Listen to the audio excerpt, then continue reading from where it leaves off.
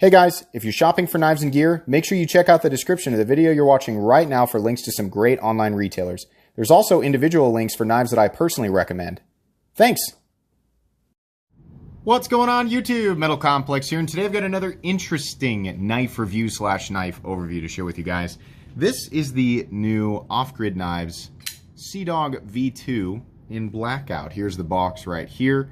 I'd invite you guys also to check out Off-Grid Knives on Instagram, as well as check out their website. I'll make sure and link this knife as well as Off-Grid Knives in general down in the description so you guys can check their stuff out. This was sent to me by Off-Grid Knives, so thank you very much. I've had a good experience with Off-Grid Knives. How many times have I said Off-Grid Knives? I've had a good experience with them. There's a ton of unboxings and reviews of their stuff on my channel, so you guys can check that stuff out. It's always been very high quality, pretty darn good for the price, right? I've always been very pleased. So I was excited to check out some of their new products. Thanks so much to my generous patrons for supporting me right now. If you'd like to get your hands on some cool stickers and other benefits, there's of course a link right down in the description. Your support would mean the world to me. And please follow me on Instagram at metal_complex. All right, this is definitely not a small knife. Let's go ahead and get a measurement on it here real quick. Overall length of the Seadog V2 is coming in at 8. I mean, you call it 8 1/4 with the glass breaker. It's about 8 1/8, just by, you know, the end of the handle. Blade length is coming in right about 3 1/2. We're going to call that 3 1/2 inches. Cutting edge is coming in at about 3 1/4. How about some size comparisons up against the Ontario Rat Model 1? The Rat 1 is coming in at 8.6 inches overall. How about up against the Spyderco PM2? Spyderco PM2 is coming in at 8.3 inches overall. Did I say 8.6 on the Rat? I hope I did. How about up against the Benchmade Griptilian, or in this case the Ritter Hogue? Ritter Hogue coming in at 8 inches overall. This knife most closely compares to the Ritter Hogue in terms of size. Obviously, blade profile and handle profile are different, but yeah, very similar sized knife. How about up against the Spyderco Para 3? Spyderco Para 3 coming in at 7 1/4 inches overall. And last but not least, the Benchmade Mini Griptilian. The Mini Griptilian coming in at 6.75 inches overall. How's the action on this guy? One of the upgrades to this versus the Seadog V1 or the original Seadog apparently is that this is now using ceramic bearings. And yeah, it definitely shows. There's the flipper tab. Definitely you can get some serious leverage on this guy. The detent is plenty strong and the blade has a lot of mass out there at the end. So what you end up with is a very rockety, very powerful action. There's actually some extra recoil on this guy when you flip it, and the thwack is loud. I'll shut up for a second so you can hear it.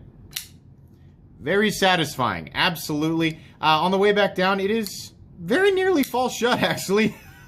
Just a little bit of encouragement will get it to fall shut. I'm going to guess that after about 1 to 200 flips, this guy is going to be falling shut readily, which is cool because this is in the realm of what I'd refer to as budget territory, right? Pretty neat. Very, very happy with the action. Disengagement of the liner lock is very easy. The liner is not sharp, which is curiously something that a lot of knife designers and manufacturing companies get wrong, right? Sometimes this area is a little sharp in here. No, it's easy access. It's raised above this part of the scale and liner on the other side. Nice and soft. No double clutch. Yeah, I could do this all day. Very happy with that. Let's go ahead and talk about carry profile here. Thickness up against the Spyderco Para 3. This is a thick boy for sure, absolutely. This was intentional. This is meant as a an outdoor hard use cutting tool, an outdoor hard use liner lock cutting tool. We're going to talk more about that. But this is definitely something that's meant to be carried around outside in hard use environments, right, where, you know, the person wants the convenience of a folding knife. I know fixed blade people, but fixed blades are more durable, right? The cold steel triad lock is the most durable lock. We know. If somebody wants the convenience of a folding knife, right, and the ease of manipulation of a liner lock and expects to do knife tasks with their knives, then yeah, a folding liner lock of this geometry and shape should do just fine. That's exactly the territory that I would bring this knife to, right? Or the environment I'd bring this knife to. But yes, it is meaty and very thick. Let's go ahead and do height and length up against two knives with awkward carry profiles that nobody ever seems to complain about, the Spyderco PM2 and Para 3. little bit longer, well, definitely longer than the Para 3, and honestly about the same length and handle, especially including the glass breaker, as PM2. Maximum height on this guy is going to be right here, and coming in about exactly, sorry, I have it tilted. It's like exactly the same as the PM2, right? So this is length and height, right? It's going to be about in the same territory as the PM2. It is definitely thicker, though, and definitely heavier. Let's go ahead and take a look at the inside of this guy. You can pick up my flashlight down in the description. We have full steel liners with no internal milling and pretty thick G10 scales. We also have a fairly thick blade. I'm going to guess that's 145 thousandths. It's probably about the same thickness as the PM2. 140 thousandths, yeah, so right about there. Not I don't want to call that thick. That's kind of, I'd call that middle of the road. But robust is the name of the game with this guy. This is a heavy boy. I'm gonna guess, maybe it's the presence of the knife. I'm gonna guess 6 ounces on this. 6.46 ounces. Big, meaty, robust. This weighs about the same as a full tie XM18 or a full titanium Shaman, right? For reference, it's not in this. Those aren't good examples because they're not in the same price territory as this. But yeah, now I like a full-size knife. This is right in the length that I prefer to carry overall, and blade length that I prefer to carry, and it's right at the tippy top of my preferred weight range. It's also not crazy, you know, in terms of thickness. Here, I've got an XM18 up here that I can compare it to. I'm going to guess it's probably about the same thickness as an XM18. Yeah, exactly the same. So there you go. I mean, this is right in my wheelhouse. It may not be in your wheelhouse. If you've been, you know, regularly carrying the Spyderco Para 3 and bug out, and you wear athletic shorts every day, this isn't going to be your cup of tea. But if you like full-size knives and you wear jeans every day, work outside, yeah, this isn't going to bother you at all. The flipper tab is definitely sticking out quite a bit. This is going to be a problem for people who carry other things in the same pocket that they carry their knives. If you don't carry anything else in the pocket that you carry your knife, then it doesn't matter. that's just, it's going to be fine for some people and not for others. Let's go ahead and do a hardware check on this guy. I'll go ahead and get out my tools. You can pick them up down in the description. These are very inexpensive, very recommendable. This guy's a little bit more. You can pick what you want if you're interested. That's going to be a T8. I am 99% certain. Pivot. Definitely T8. Nothing on this side. These guys, not going to check them. They're T6. I wish they were T8, but they're not. It's not a reason not to buy the knife. It's just you got to be careful. I wish everything was T8, but I definitely don't get what I want all the time. So just be careful if you're going to disassemble this guy. There are 1, 2, 3 body screws on each side. That's more hardware than I prefer to see, but again, it's not a deal breaker. You're just going to need a good place to keep all of the hardware if you take this knife apart. Have we done everything? Yeah, I think we have. Let's go ahead and talk about the anatomy here. I like this ribbed texturing. This is nice. In the environment that it was meant to be used in, this is going to provide a very secure grip without being so aggressive, right? If we're, like some of the grip texture on like some of the cold steel hard use knives, I think is a little bit, and not trying to pick on cold steel, right? I've picked on them twice in this video. I like cold steel knives, for anybody who doesn't know, but there's other companies who do this.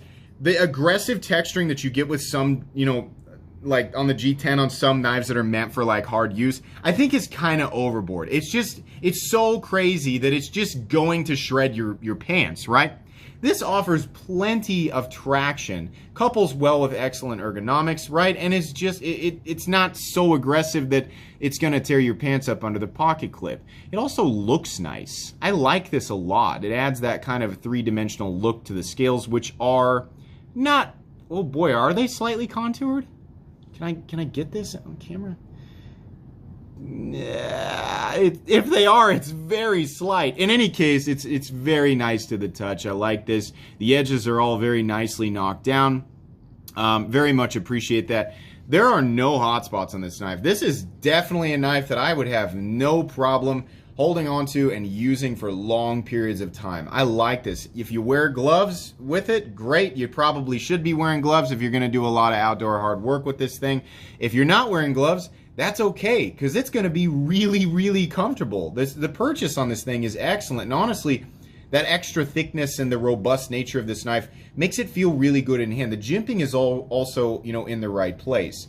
Again, this isn't going to be a good office EDC or just like a typical, you know, maybe not going to be preferable for like the, you know, people just walking around who use a pocket knife maybe once or twice a week, right? It's definitely going to be more for the people who get their knives out often and use them often for, you know, more outdoor-oriented tasks. But for those people, they're really, really going to like this. And for people who just like a more robust knife, yeah, this is very satisfying in the hand. I like it.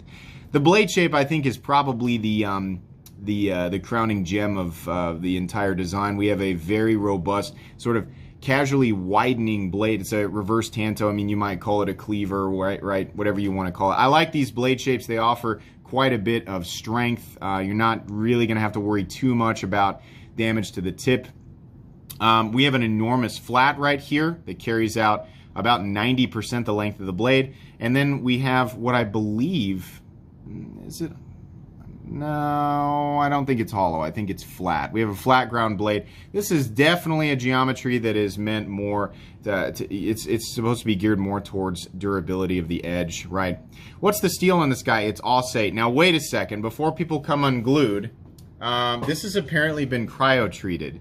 And my understanding of cryo treatment on blades is that it actually adds additional edge retention to the steel that it's applied to, additional toughness, and additional corrosion resistance, which is cool. Ausate isn't anything special by itself, but it's not a steel that should be ignored on a budget blade if you plan to go outside and beat on it.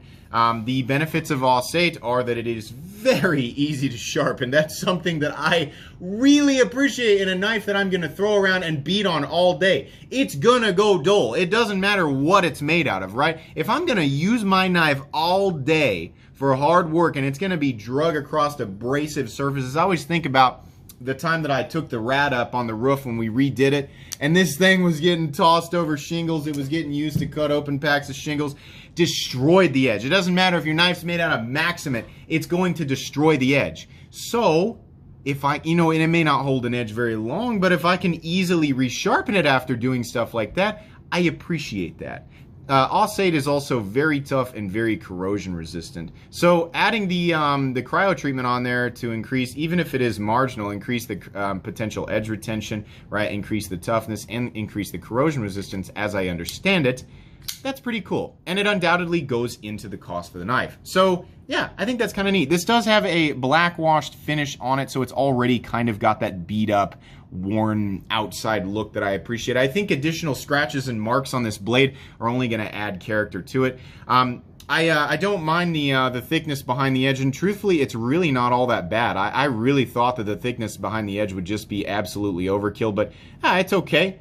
I think the blade shape is absolutely appropriate for what it's meant to be used for. You do have some belly, you can do some slicing, you've got a little bit of a tip, so your puncture test, things like that. It's a very versatile blade shape, right? And that's generally the case with, you know, knives meant to be used in more, I'm not going to say absolute, it depends on how you define hard use, right? If you define hard use as prying the engine out of an old truck, then no. If you define hard use as heavy and continuous cutting, right, generally in an outdoor setting, like I do, then yeah, I think this blade shape is very appropriate.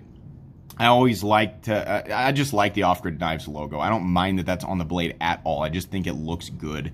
On this side, it just says Ausate and nothing else. Thank you, Off-Grid Knives, for just doing, like, that's just great. The logo and then the steel and nothing else. There's no big stamp that's like, 4XJ2R4Y patent number, right? Here's the website, right? Here's my aunt's cell phone number. No, it doesn't have any of that crap on it. It just says Off-Grid Knives and Ausate. I love that. Thank you very much. Corners are all nicely knocked down. No excessively sharp edges up here. The only edge that is sharp is, of course, the cutting edge, and that's how it should be. It's also done very well. We don't have any awkward spots, right? It's symmetrical on both sides, so I appreciate that.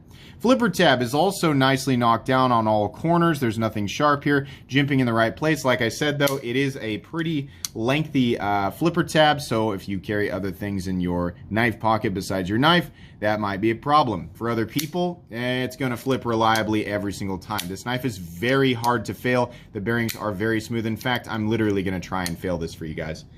Hey, here's how I fail knives. This is the official Metal Complex technique for failing flippers. Pinch it here, and then basically I'm pushing my thumb into my index finger so I can control every last little bit of power that I put into the flip. Oh, I did manage to flip it, or fail it, but this finger got in the way. Hang on. Let's try that again. Okay, I'm going to apply a little less pressure. Okay, I can just barely. I can just barely fail it, but for the most part, the way that you're going to approach this, right, whether you do the light switch technique or you like to do more of a push button, it's definitely going to deploy, and it's going to deploy really hard. So there you go. We do have a slot milled out for the pocket clip on this side. Some people will consider that an eyesore. I honestly don't care. I'm glad that it is an option for left-handed people, even though this is a right-handed liner lock. The option is at least there. And I mean, considering where this knife is meant to be used, do we really care that this slot is there? I don't. You might, right? We have a tungsten glass breaker back here. I don't really care whether or not there's a glass breaker on it. It does have a little... I think it must be tungsten carbide, the little ball bearing right there.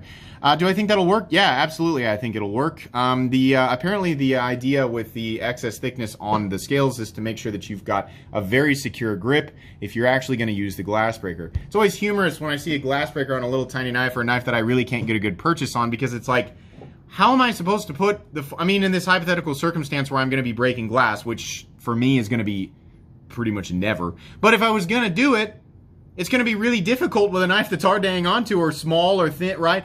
I feel like my hand might slip off of it. If I was going to break, if I wanted to break glass with this knife, I am confident that I would be able to do it. So that's good that if it's going to be there, it's actually functional. It's also not super sharp, so if I palm the knife into my pocket, this isn't digging into the point where it's hurting at all. In fact, I didn't even notice that it was there, honestly. Pocket clip, excellent. This is an excellent, excellent pocket clip. I love this thing. I'm glad that they're including it on new models. Deep carry has the swoop, right? So that's, it's not super tall, but it should still be accepting of different thicknesses of pocket seams, so it should be no problem getting it in and out of your pocket. Like I said, the G10 is not aggressive enough to where it's really going to fight you or tear up your pants in and out of the pocket all day, every day. And the screws are recessed, so they're not going to fight you either. There are 3 of them.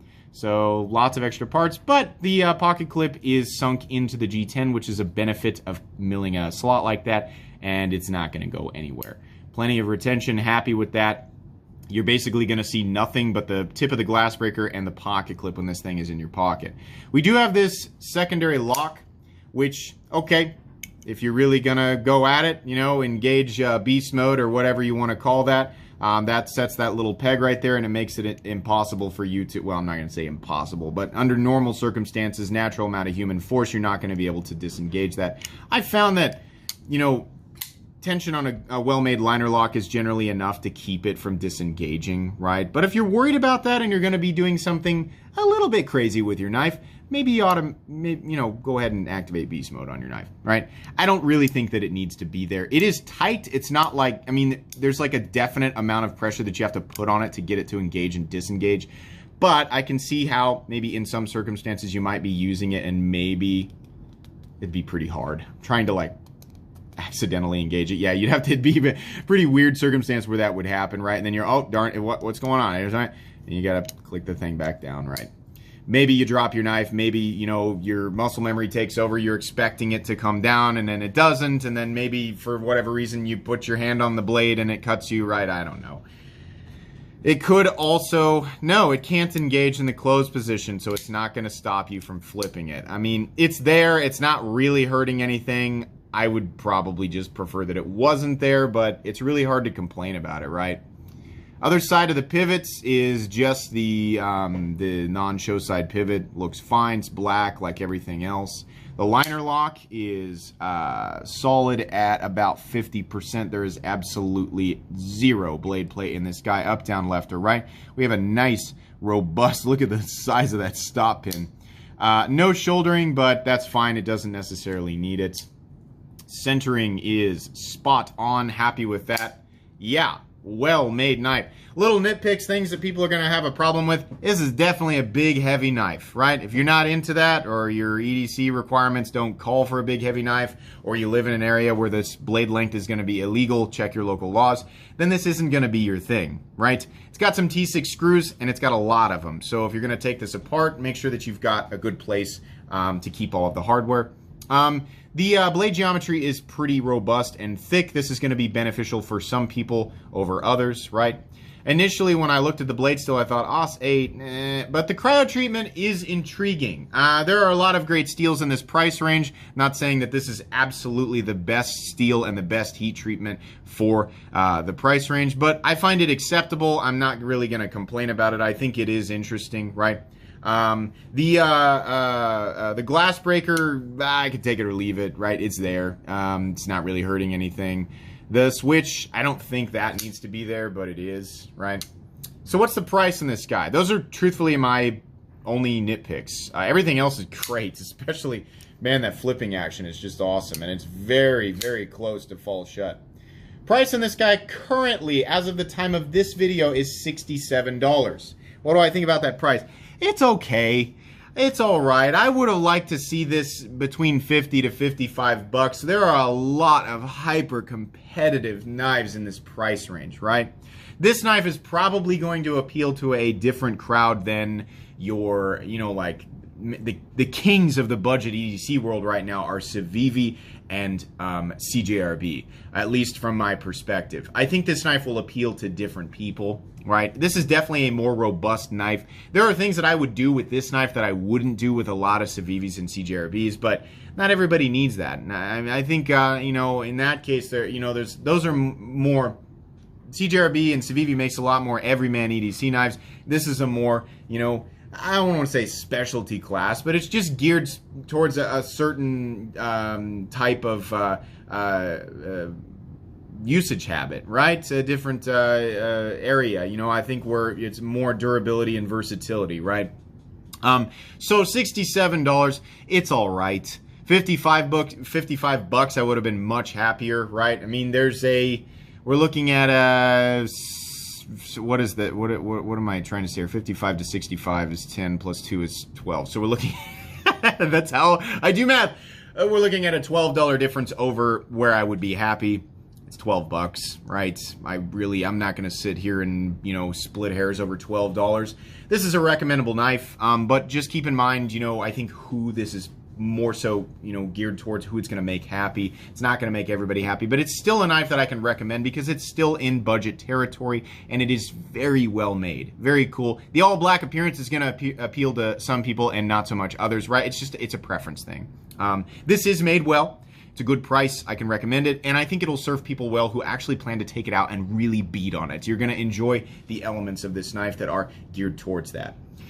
Anyways, guys, I think that's going to be pretty much it. Be sure to check the description for this knife and other off-grid knives that you can purchase right now. Be sure to follow me on Instagram at metal_complex. If you enjoyed this video, please leave a like. If you'd like to check out my other content, I do, of course, have lots of videos of knives that are either expensive or inexpensive that I do or don't like, so check those out. And if you enjoy all my content, go ahead and click on that Metal Complex logo right there and subscribe because there's definitely more coming.